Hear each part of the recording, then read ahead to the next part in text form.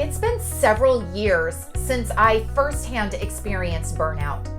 But let me tell you, I will never, and I mean never, forget what it felt like for those 13 months leading up to that pivotal moment, that straw-breaking night in my office moment, to then the months of recovery afterward. I will never forget what that felt like. I'll never forget showing up to work like I was drunk because I'd only been sleeping 4 or 5 hours a night. I'll never forget that feeling of drowning every day because I took on more responsibility than was humanly possible. I'll never forget how anxious I was that maybe something's wrong with me, but how would I know? I haven't even gone to the doctor. Or that fear I felt that at any moment my husband Matt would pack up our kids and leave me because I was an awful wife, mom, and just human being. So several years later, I'm still talking about burnout because one, I will never forget what it felt like.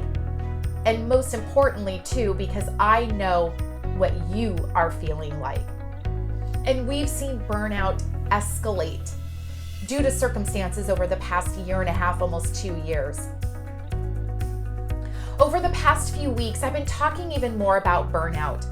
I shared in an interview that organizations' number one mistake is they're not taking burnout seriously.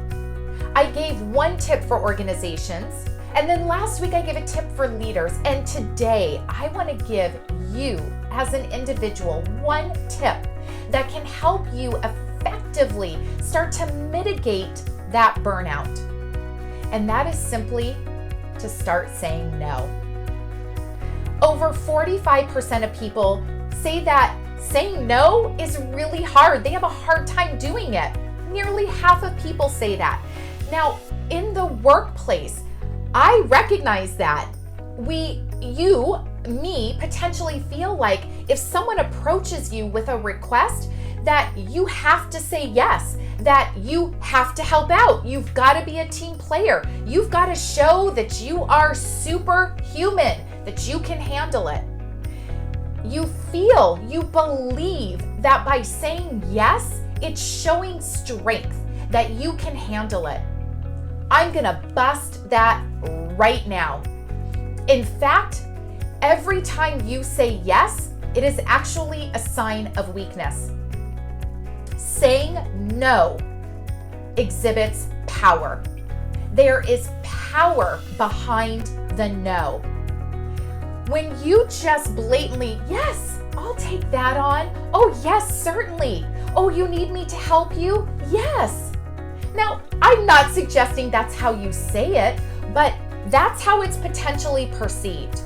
Versus standing strong, acknowledging where you are today, accepting the reality of what your current responsibilities are and whether or not you have the capacity to say yes to that. And if you do not have the capacity, you need to exhibit that strength, that power, and say no. Now, certainly, there are politically correct ways that you can do that. It could be a thank you for this opportunity. Thank you for acknowledging my skill, but let me think about it. And then you come back. Or, however, I have these priorities right now. Is this something that we could talk about in 90 days? Or, thank you for the opportunity, but actually one of my team members, as they're growing through the ranks, I think that might be a good opportunity for them. Let's go talk to that person about it. Or a thank you for acknowledging it. It's not the right time. It's not the right fit. How could I help find somebody else who could take this on? You need to start recognizing where you're at. Stop saying yes to everything. You ultimately are in control. You are the one who potentially has gotten yourself in this situation, which means you've got the power to get yourself out. I'm not saying that it's easy. This is not easy. I get it. I'm saying it's simple. The word no is very simple. practice how you could say it. Grab a friend, a spouse, a trusted colleague, and do some role play about how you could start implementing and saying no to things. Because for every yes you say to something coming in reality, you're saying no to something else. You're saying yes to this project, so you're saying no to something else. You're saying yes to this opportunity, you're saying no to sleep.